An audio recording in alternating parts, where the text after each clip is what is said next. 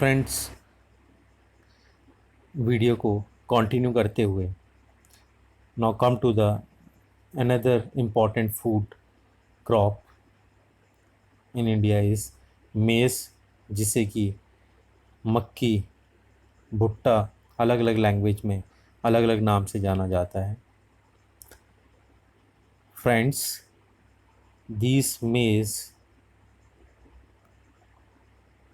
is used for food as well as fodder। Food के form पे भी इसको लिया जाता है और फॉडर मतलब चारे के, जानवरों का जो चारा होता है उसके फॉर्म में भी इसको जो है यूज़ में लाया जाता है। Friends, it is again A kharif crop.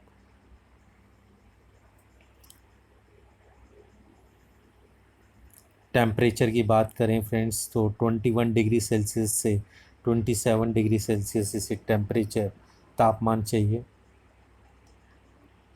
Grows well in old alluvial soil, और बहुत अच्छी तरीके से जो है ओल्ड एलिवियल सॉइल में ये जो है मेज को, क्रॉप को कल्टीवेट किया जाता है और यहाँ पे इसकी प्रोडक्टिविटी जो है ज़्यादा होती है।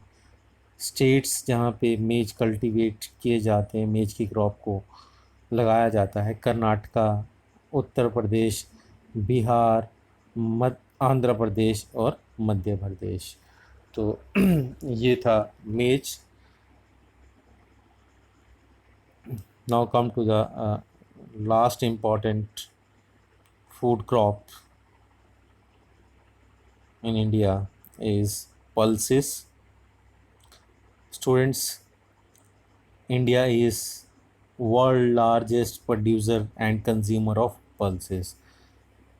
वर्ल्ड का लार्जेस्ट पल्सेस को पैदावार करने वाला जो है कंट्री है, और साथ में ही उसका कंज्यूमर भी सबसे बड़ा है।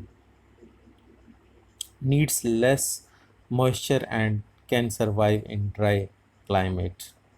इस क्रॉप को, पल्सेस को जो है कम मॉइस्चर की ज़रूरत होती है, और ये ड्राई क्लाइमेट मतलब सूखा, जब बारिश नहीं होती जिन एरिया में, ड्राई क्लाइमेट जहाँ पे होता है वहाँ पे भी जो है पल्सेस को कल्टीवेट किया जा सकता है, वहाँ पे भी ये क्रॉप सरवाइव कर सकती है।